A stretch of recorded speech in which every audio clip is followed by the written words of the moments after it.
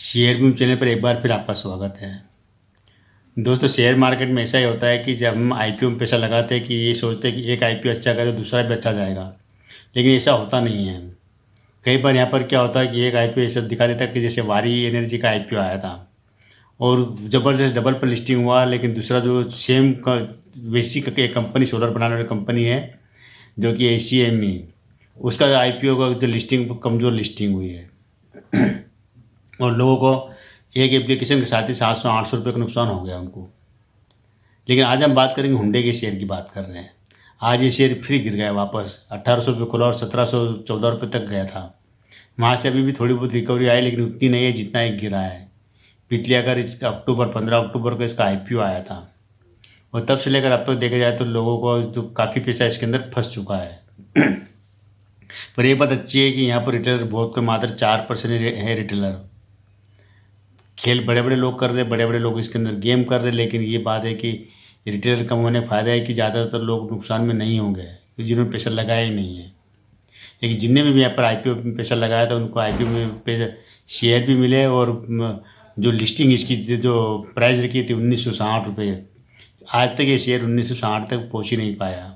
वहाँ से गिरते गिरते अभी 1700 रुपये को टच कर गया। और ये मैंने पिछला वीडियो जब बनाया था जब इसका आईपीओ के समय, तब भी मैंने कहा था कि ये शेयर 1700 के नीचे भी जा सकता है कभी, क्योंकि पहले ऐसे हो चुकी कई कंपनियों के शेयर में ऐसा हो चुका है कि शेयर लिस्ट होता है और लिस्ट के बाद में गिरते चले जाता है। पेटीएम का उदाहरण है आपके सामने, कितनी बुरी तरह गिरा है। तो ये क्या होता है कि जब भी ऐसी कंपनी में आप इन्वेस्टमेंट करो ना तो उसमें ये काफ़ी एक छानबीन कर करना चाहिए कि कंपनी में किस तरह का आईपीओ आ रहा है, किस तरह की इसके अंदर घटनाएँ घट रही है।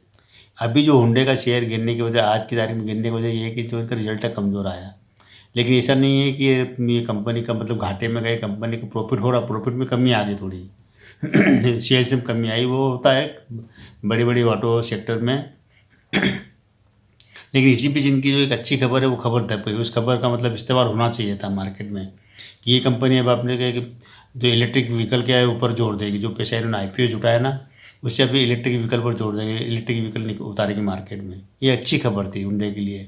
और अगर ये खबर अगर मार्केट में चलती और इस नज़र से अगर देखते हैं तो ये शेयर आज ज़बरदस्त चढ़ना चाहिए।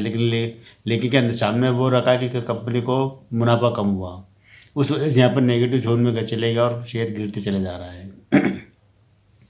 एक बात और जरूर ध्यान रखना है इसके अंदर कि ये जब भी अगर हुंडई के शेयर में अगर आपने ले रखे हो या लेना चाहते हो तो अभी भी जल्दबाजी नहीं करें इसमें खरीदने की। अभी आपको लग रहा है कि वो 1950 को शेयर 1700 में मिल रहा, तो मात्र आप देखिए केवल 6-7% सस्ता मिल रहा लिस्टिंग प्राइस से। लेकिन कई बार ऐसा भी हुआ कि शेयर लिस्टिंग प्राइस से 200-300 गुना तक भी गिरे हैं। पेटीएम का उदाहरण है, और भी कई कंपनी का उदाहरण है कि लिस्टिंग प्राइस कई गुना गिरे हैं। कि यहाँ पर ऐसा नहीं हो कि लिस्टिंग प्राइस से आप मात्र 7% सस्ता शेयर खरीदने के लिए आप पैसा लगा दो। ये बात अच्छी है, कंपनी अच्छी, बहुत बड़ी कंपनी है, हमारे देश की दूसरी सबसे बड़ी ऑटो सेक्टर की कंपनी है, दुनिया की तीसरे नंबर की कंपनी है, कोरिया की कंपनी है। लेकिन बाहर का बिजनेस और यहाँ के बिजनेस में फ़र्क होता है। यहाँ पर लोगों की कैपेसिटी वाहन खरीदने की अलग होती है, बाहर की अलग होती है। वहाँ पर महंगे वाहन बिकते हैं, अपने यहाँ सस्ते बिकते हैं, तो उससे क्या कि प्रॉफिट में कमी आ जाती है, रेवेन्यू में कमी आ जाती है, सब कुछ एक चला करता है ऑटो सेक्टर में। तो हम जानते हैं कि इसके अंदर अब क्या करना चाहिए, क्या पोजीशन लेने का टाइम है, ये 1700 शेयर में खरीदना चाहिए या नहीं। तो पहले हम इससे थोड़ा डेटा देख लेते हैं। डेटा को मतलब अभी कोई कंपनी ज़्यादा टाइम नहीं हुआ, 15 अक्टूबर को शेयर मार्केट में लिस्ट हुई थी और हमारे देश का सबसे बड़ा आईपीओ था ये। करीब करीब 28,000 करोड़ का आईपीओ था। शेयर की प्राइस रखी थी 1800 1850 से लेकर 1960 रुपये तक। लिस्टिंग कमज़ोर हुई थी, उसके बाद में कमज़ोर होने के बाद ये लगातार शेयर हर रोज़ गिरते जा रहा है। कभी बीच में थोड़ा बहुत तेज़ी भी आई लेकिन गिरते भी जा रहा है ये। तो पहले हम इसका रिजल्ट देख लेते हैं। तो लेटेस्ट जो सितंबर 2024 में इनका जो रिजल्ट आया है वो है करीब 1375 करोड़ रुपये का इनको प्रॉफिट हुआ है। ये प्रॉफिट जो पिछला जून क्वार्टर का जो प्रॉफिट हुआ था 1490 करोड़ से करीब 16% कम हुआ है प्रॉफिट। इसी वजह से शेयर गिर रहा है आज, गिरने को कोई वजह यही नहीं दूसरी। तो इनका जो अभी जो रेवेन्यू आया है 17,260 करोड़ का रेवेन्यू आया, 15,055 करोड़ रुपए खर्चे हुए और 1,375 करोड़ रुपए की नेट इनकम हुई है, प्रॉफिट हुआ है। जून 2024 में 17,344 करोड़ का रेवेन्यू आया था, 15,004 करोड़ रुपए खर्चे हुए और 1,490 करोड़ का प्रॉफिट हुआ था पिछले जून क्वार्टर में। सितंबर 2023 यानी कि पिछले साल का सितंबर को देखे के जाए हम, तो वहाँ से क्या कि इनको 18,660 करोड़ का रेवेन्यू आया था, 16,220 करोड़ रुपये खर्च हुए थे और 1628 करोड़ रुपये का इनको नेट प्रॉफिट हुआ था। यानी कि अगर पिछला सितंबर देखेंगे 2023 का, वहाँ से इनका मतलब प्रॉफिट काफ़ी गिरा है। जून 2023 का हम देखते हैं तो यहाँ पर देखेंगे कि 16,624 करोड़ का रेवेन्यू आया था, 14,620 करोड़ रुपये खर्च हुए थे और 1,329 करोड़ रुपये का इनको नेट प्रॉफिट हुआ था। ये 4 क्वार्टर का है। सालाना हम देखते हैं, सालाना 2021 में इनको 40,972 करोड़ का रेवेन्यू आया था, 36,724 करोड़ रुपये खर्चे हुए थे और 1,881 करोड़ का नेट प्रॉफिट हुआ था 2021 में। 2022 में 47,378 करोड़ का रेवेन्यू आया था, 41,887 करोड़ रुपये खर्च हुए और 2,902 करोड़ का नेट प्रॉफिट हुआ था 2022 में। 2023 में 60,308 करोड़ का रेवेन्यू आया, 52,753 करोड़ रुपये खर्च हुए और 4,709 करोड़ का प्रॉफिट हुआ है। 23 की बात करो, 2023 की। 2024 में इनको 69,828 करोड़ का रेवेन्यू आया, 60,696 करोड़ रुपये खर्च हुए और 6,060 करोड़ रुपये का इनको नेट प्रॉफिट हुआ। अब यहाँ देखिए सालाना, आप देखिए कितना गजब का रिजल्ट है, कितनी शानदार बिक्री है। 2021 में 40,000 करोड़ का रेवेन्यू आया, 40,972 करोड़ का रेवेन्यू आया था और 2024 में 69,828 करोड़ का, यानी कि कह सकते हैं कि करीब करीब 30,000 करोड़ रुपये ज़्यादा आया इनको रेवेन्यू, जो कि 2021 से लेकर अब तक। प्रॉफिट देखा जाए तो 2021 में इनको ये 1,881 करोड़ का प्रॉफिट हुआ था, लेकिन अब जो प्रॉफिट बढ़ के 2024 में हो गया कितना, 6,060 करोड़ का। यानी कि यहाँ पर प्रॉफिट भी देखा जाए तो करीब करीब इनका 3 गुना से ज़्यादा इनका प्रॉफिट हो चुका है, बढ़ चुका है। शेयर पूंजी के रूप में इनके पास से 813 करोड़ की शेयर पूंजी है। रिजर्व 12,714 करोड़ का रिजर्व, बहुत बड़ा रिजल्ट है। कर्ज देना है इनको 1,058 करोड़ का कर्ज देना है, यानी कंपनी कर्ज मुक्त है, कर्ज है नहीं मान सकते आप। अन्य देनदारियाँ 12,675 करोड़ के अन्य देनदारियाँ है। टोटल देखा जाए 27,260 करोड़ रुपये बैठता है। संपत्ति के रूप में इनके पास 7,029 करोड़ की संपत्तियाँ हैं। अन्य संपत्तियाँ 18,541 करोड़ की अन्य संपत्तियाँ हैं। तो ठीक ठाक है।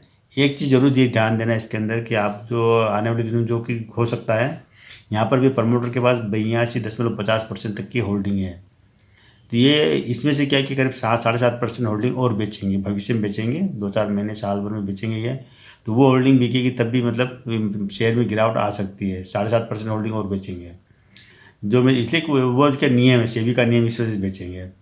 FIS की होल्डिंग यहाँ पर 7.36% की FIS की होल्डिंग है।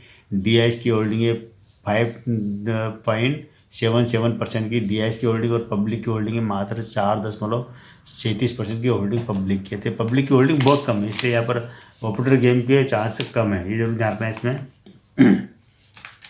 तो ये तो हमने देखा था इसका डेटा कि किस तरह की कंपनी क्वार्टर में थोड़ा नुकसान हो रहा है, प्रॉफिट में नुकसान हो रहा है, मतलब घाटा ही नहीं कह सकते, प्रॉफिट कमा रही है। लेकिन सालाना दर पर देखें तो 4 साल में कंपनी 2021 से लेकर 24 तक कंपनी का रेवेन्यू और प्रॉफिट सब 3-3 गुना तक बढ़ चुका है। इसका मतलब ये लगा सकते हैं कि हमारे देश में ऑटो सेक्टर में डिमांड ज़बरदस्त है और ये अपने देश की दूसरी सबसे बड़ी कंपनी है ऑटो सेक्टर की, मतलब कार बनाने वाली कंपनियों में से। तो उस वजह से कह सकते हैं कि भविष्य अच्छा उज्ज्वल है इसका। जो शेयर की प्राइस चल रही है 1730-35 रुपये आसपास चल रही है। ये ज़रूर है कि इसकी लिस्टिंग प्राइस से अभी आपको सस्ता मिल रहा है, लेकिन ये अगर इसमें अगर ये गिरावट का जोर नहीं है कि मार्केट भी गिर रहा, थोड़ा मार्केट का भी असर शेयर के ऊपर दिख रहा है। अगर ये गिरता है और नीचे जाता है तो 1,500 रुपये तक टच कर सकता है, कोई ज़रूरी नहीं है। लेकिन अगर वापस अगर चढ़ता है तो फिर ये 2,200 तक भी निकलने की क्षमता रखता है, इसमें क्षमता है, क्योंकि कंपनी के ऊपर कर्जा नहीं है। एक चीज़ मैंने अभी आपको बताया था कि प्रमोटर होल्डिंग इसके अंदर 82-82.5% होल्डिंग है प्रमोटर के पास, जो कि कोरिया की कंपनी है, इसके मालिक है कोरिया के, जो कंपनी कोरिया की वहीं की है। तो करीब उसमें भी करीब 7-7.5% होल्डिंग बेचेंगे तो तब थोड़ा बहुत असर नज़र आएगा। लेकिन अभी बेचेंगे नहीं, अभी कोई इतना जरूर मैंडेटरी नहीं है कि अभी बेचना पड़ेगा उनको, तो भविष्य की बात है। अभी अगर हम बात करते हैं विश्लेषण से कि जो शेयर अभी जो करंट प्राइस मिल रहा है जो 1730-35 में, क्या है, सही है, ज़्यादा है या कम है? तो एक तरह से कह सकते हैं कि अभी भी इसकी शेयर अगर माना जाए तो ये थोड़ा ओवर वैल्यूड है। ये 1,500 तक अगर मिलता है तो बढ़िया प्राइस रहेगी, आपको अगर 1500 तक खरीदने का मौका मिलता है तो आप ज़रूर खरीदेगा ही। हालांकि आपकी मर्जी रहेगी, मेरी तरफ से कोई फोर्स नहीं है इसके अंदर कि आप 1500 में भी खरीदो, लेकिन आप 1500 के बाद में शेयर वापस उछाल देखेगा। अगर ये मार्केट लगातार गिरते रहा, जैसे अभी रोज़ थोड़ा बहुत नीचे गिर रहा है, तो इसमें गिरावट बड़ी देखने को मिल सकती है। लेकिन हाँ, इसकी जो ऊपर जाने की क्षमता, जिस दिन ये शेयर ऊपर जाने के लिए दौड़ेगा, ये समझ लीजिए बहुत तेज़ी से भागेगा इसके अंदर ये सबसे बड़ी बात है कि मैंने बताया ना, जो रिटेलर की इसमें एंट्री मात्र 4-4.25% की है, तो यहाँ पर ज़्यादा फंसेंगे भी रिटेलर। हो सकता है कि अभी जो रिटेलर है ये भी अभी इस गिरावट में कुछ वहाँ भी कमी आ गई, वहाँ भी निकल गए होंगे। तो ये दोस्तों मैं कह रहा हूँ कि जब भी आप आईपीओ में किसी पैसा लगाओ ना, तो थोड़ा सा स्टडी कर लेंगे तो ज़्यादा अच्छा रहेगा। कंपनी अच्छी है, कंपनी का अगर नंबर देने की बात करेंगे, जो हुंडई कंपनी है, इसको हम 10 में से 9 नंबर भी दे तो कोई बुरा नहीं है। विदेशी है तो क्या हुआ, हमारे देश में कई विदेशी कंपनियां काम कर रही है। हिंदुस्तान लीवर लिमिटेड है या बड़ी बड़ी कंपनियां यहाँ पर हमारे देश में पहले से काम कर रहे हैं। विदेशी होने में कोई फ़र्क नहीं पड़ता है, फ़र्क ये पड़ता है कि हमारे यहाँ बिजनेस कैसा चल रहा है और कंपनी की पोजीशन क्या है। तो कंपनी का ज़बरदस्त करीब करीब 25% के पास मार्केट कैप है यहाँ का, हिंदुस्तान का 20-25% के आसपास है। अच्छा, बढ़िया है। तो ठीक है दोस्तों, आज केवल इतना ही।